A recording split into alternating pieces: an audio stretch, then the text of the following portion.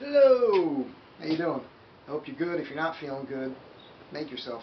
Choose to feel better. Go eat something, drink some water, do some push-ups. You know, all those things help you feel better. Anyhow, I'm here to talk about wood. Cutting boards and how I get my wood, some terminology on wood, a little bit about the boards, how to take care of them. Really, that's what this is really about. We'll start with this. When I buy my lumber, it comes in the rough. So it has one milling process. It's been through a bandsaw right after the tree's been cut down. It goes and gets dried. Well, it gets shipped, and then it gets dried, and then it arrives where I purchase it. And from there, I mill it. But you know, when I get it, it's rough and cupped and twisted and just wonky in general, usually. And then through using my joiner, my planer, my bandsaw, I mill boards that end up looking like this, perfectly flat, perpendicular sides, 90-degree angles, which is what you need to be able to glue up a nice flat cutting board so it's stable and flat. One of the things we need to talk about here is the different types of grain in a board so that you understand. This is the end grain, this is the edge grain, and this is the flat grain. So basically, the end grain, this is the most porous area, also the hardest. Traditionally, the surface that's usually up on cutting boards, and but it's also the part where the moisture soaks through the board. It goes from the roots to the leaves through this system of holes.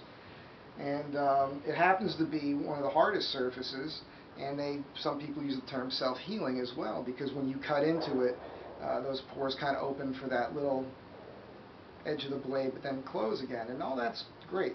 But you really have to seal it.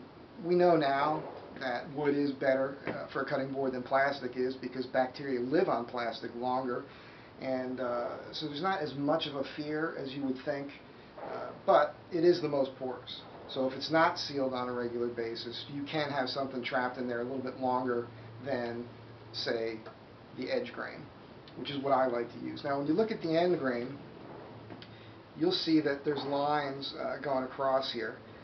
They come up to the edge, and that's the edge grain. That's real hard, nowhere near as porous as the end grain, and that's the edge I like to have up. This is the flat grain. To see that, normally you'll see the pattern of grain on the wood. When you're looking at edge grain, it's what we call vertical grain, generally speaking. Nice straight lines in the wood. And here you'll see some sort of pattern. And when you look at the edge of the board, you'll see that if the lines are going horizontally, you know that you've got the face grain up, which is probably the worst choice for a cutting board. Because when you glue several boards together and you've got the flat grain up, that board's going to want to cup and twist and do all kinds of weird things. The most two stable boards you can do are either edge grain or end grain up. I prefer the edge grain. I can make longer boards, it's a little easier, and in my opinion, it soaks up less moisture, and it just makes for a better cutting board. This is my opinion. Take it for what you want. Now, here's one of my boards. This one's been freshly waxed, and I just want to talk about the care of these things. It doesn't have to be my board, it could be any wood cutting board. One of the things I do, or this is what I do on every board, is I saturate it with a food grade mineral oil. I saturate it so many times that it gets to the point where the oil sits on top of the board. That's how I know there's enough in it. After that, I let it sit for a day or so, and I usually finish it off with this product here called Clavham's Beeswax Salad Bowl Finish. I recommend it to everybody who buys a board. I've posted it up on my Facebook page several times by now. A lot of people have purchased it. I get nothing from these people to hawk their product. I wish I did. If anybody's watching, you guys can send me a tub of this because I go through a lot of it. I'll talk about how to put that on in a moment. One of the things I want to talk about is that, you know, when you get a board from me, it usually has a fresh coat of wax on it, and when you get the board, just take a dry paper towel and buff it off, and it's ready to be used. You don't have to do anything else to it. And because I've already saturated it with so much oil, odds are pretty good you're not going to have to re-oil it or do anything else to it for some time. Depends on how much use it's getting. And a lot of that has to do with not just the cutting use, but how you're cleaning it. And that's a big thing about, you know, what I want to talk about today, because some people put their cutting boards in a sink. Don't do that. If you're doing that, don't do that anymore. It's a mistake.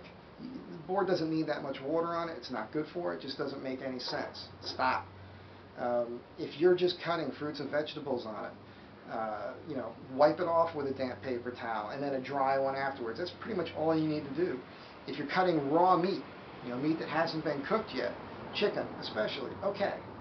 Now we're talking about needing to really kind of clean your board.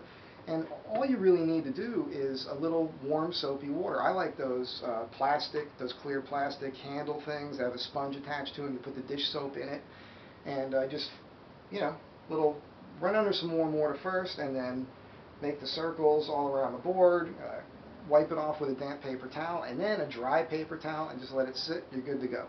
If you've been using the board so much and you've been cleaning it so much with soap and water that the board's starting to look like it's drying out, now it's time to recondition. Now, a couple things we're going to talk about real quick. A lot of this also depends on how much moisture it's getting, how much water you've been using on it, and how humid, what the humidity level is like where you live. I'm in Southern California. When I'm done with these boards, even if they sit out for a while, they don't usually move too much. But because there's several different species of woods in the board, some may swell more than others. So in between where the seams are, there could be like a slight ridge that you might feel with your fingers. It won't make any difference when you're cutting on it or whatever, but that's happening to you. A couple different ways to deal with it.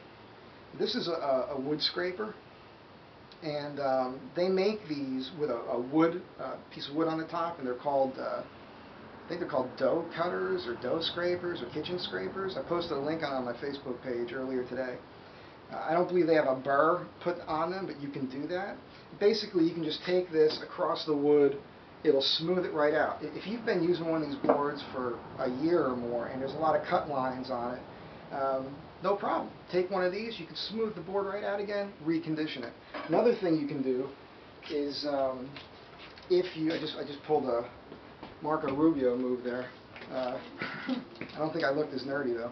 So look, you can take some 150 sandpaper. If the board has been kind of dried out, it's obvious that it needs some oil, and you can feel the grain raised. I'm not talking about between the seams. I mean the grain on one piece of the wood. Smooth that with some sandpaper. Nothing wrong with that. Go with the direction of the grain. Smooth it out real good. Wipe it off with a cloth, and then reapply some oil. Food grade mineral oil, a piece of cotton t-shirt.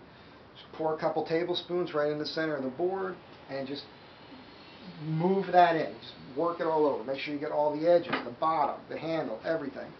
Let it dry. If you really know that you're going to put a few coats on it, let it sit for 10 or 15 minutes. Come back to it. If the oil's gone because it's already soaked in, put more on it. Keep putting more on it. This is not something you're going to need to do every day or every week or even every month. But every few months, go through it. I mean, if you're using the board a lot and you're using a lot of soap and water on it, you're going to dry the board out. It's only natural, and this is the right way to take care of it. If you want to avoid having to do that, when you're done using some soap and water to clean it up, just go ahead and put another coat of this beeswax on there. This is a great product. I'm going to show you the technique that I use. I keep a little separate piece of t-shirt in a little container here to keep the dust off of it. These caramels I eat, you know, like pounds of this stuff to keep me going. I'm making these cutting boards. Good stuff. Anyhow, let's take a t-shirt. This is a little technique I learned when I was in the Marines, and we used to spit shine our boots. They don't do that anymore. They got these rough out boots now. I mean, life is easy for those guys. So take the t-shirt, take your 2 fingers, wrap it over them, pull it tight, twist this around a couple times, and hook it with your thumb. Dab it in here. I'm not going to take any off of this right now because this board already has a coat of wax on it, but take a nice hunk of it out of there, slather it on there, and just start working it. And go in all different directions, you know, make a bunch of little circles, make sure you cover the whole board. And what this is going to do, it's going to force the wax into little micro pores of the wood. Okay? Now, you might be able to see a slight pattern on there of these circles. If I hold it right with the light, I don't know what you can see there. I'm all by myself. There's nobody telling me if they can see anything, which is why I've probably cut the top of my head off and everything else. And then go ahead and, go with the grain if you want. Doesn't really matter. It shouldn't really soak in that much unless the board is totally dried out. Put it away like that. Just leave it. And then when you're going to use it the next time, if there's some wax on there, just take a dry paper towel, buff it off, you're good to go. This wax is totally food safe. You can eat this stuff if you wanted to. It's not going to hurt you. Another thing that I've kind of come up with on my own, and I want to find a good supplier of beeswax and possibly make my own product, it's another idea I have here. And this is to talk about it. This is a puck of beeswax you can pick up at a hardware store. I used to use this as a kid when I was bow hunting with my dad. We used to put this on the bowstrings. You could put screws in this when you're going to go into hardwood so it doesn't split the wood or break the screw. It goes in cleaner and faster. But you could use this for all kinds of things. And again, it's beeswax, so it's totally food safe. You can eat it. It's not going to hurt you. If you take a board, and if it was a cutting board, just rub this stuff on there in a couple different directions to make sure you're really getting good coverage. Wax that out. You can even take a little bit of this, because it'll break that down a little, on the rag and wipe it on afterwards. That's going to seal your wood just like it would the paint job on your car. Think about it. Put some wax on your car, you see what the water does with that. It beads up, doesn't penetrate, rolls right off. Same thing. If you're cutting food on this all the time, if you're using it all day, especially if you're doing fruits and vegetables, if you've got that waxed properly, you just wipe it off. You're fine. You're in good shape. By doing that, it'll keep you from having to re-oil the board on a more regular basis. To me, it just makes sense. This stuff is a little hard. So what I want to do is I want to come up with a product where it's basically in this form, but it's a little bit softer. But not as soft as this stuff. We'll see what happens. You make and give it to me, and I'll try it out and let you know how it works out. Another thing on these boards, both sides are flat. There's no feet on these boards. You could put them on one side if you want, but you can cut on both sides of these boards. So, hey, use one side for meat and use the other side for fruits and vegetables. There's an idea. Nothing wrong with that. One of the things about my boards is they all have this handle, and they all have this finger groove here. And that's so, when it's sitting on the countertop, you can clearly get your fingers underneath it to lift it. And having this handle allows you to control it nice and easy. It also allows you to carry it across the kitchen if you need to carry a few things at once. It's just nice. You don't have to use both hands, And then when you want to control it, if you've been cutting a lot of stuff on it, you need to transport it across the room or into another room, you can use this as a serving platter, put a whole turkey on this, whatever you want to do. To me, this is a better way to control it, rather than just having both hands underneath. It's just my thing. I also like this handle because it's based on the handle of a sword that goes back over 4,000 years that the Greeks used, called a kopis. It keeps it from sliding out of your hand. Another neat thing you can do is you can buy this thing at a hardware store called a hitching ring. It's just a steel plate that's got an eye bolt welded to it with a welded ring on it. Screw that to a wall, and then that ring will fit right over that hook, and you can literally hang this thing on the wall. I don't call my stuff functional art for nothing. Anyhow, I'm trying to cut through this real quick. It's kind of off the cuff, unscripted, and I hope you're getting this. I hope it makes sense. I hope you learned something. If you have any suggestions, let me know. Don't bust my chops. I don't have a lot of time for that kind of thing. But, enjoy your day. I hope you enjoyed this, and keep buying my boards. They're cool, right? You dig them. Tell your friends. Great wedding gifts.